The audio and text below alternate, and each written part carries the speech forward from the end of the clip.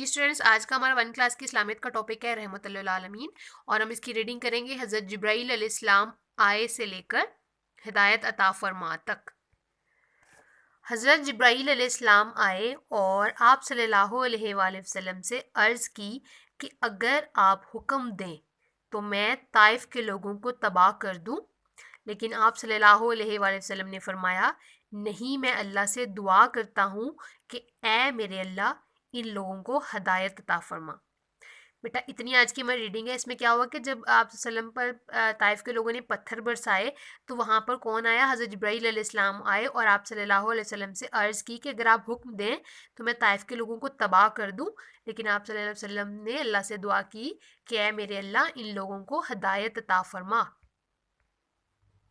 हज़रत जिब्राईल अलैहिस्सलाम ने आप सल्लल्लाहु अलैहि वसल्लम से क्या अर्ज़ की? हज़रत जिब्राईल अलैहिस्सलाम ने अर्ज़ की, या रसूलल्लाह, अगर आप हुक्म दें तो मैं ताइफ के लोगों को तबाह कर दूं। आप सल्लल्लाहु अलैहि वसल्लम ने लोगों के लिए क्या दुआ की? आप सल्लल्लाहु अलैहि वसल्लम ने लोगों के लिए दुआ की, ऐ अल्लाह, इन लोगों को हदायत अता फरमा।